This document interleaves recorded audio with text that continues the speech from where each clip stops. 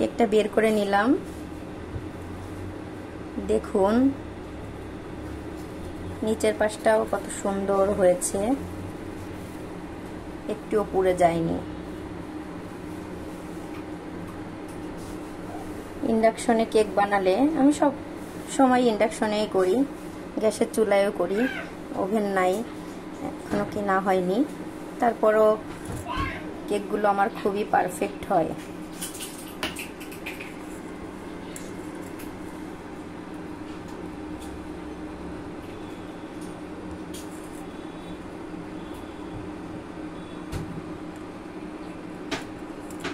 অনেক সুন্দর হয়েছে কেকটা, খুবই স্পঞ্জি হয়েছে।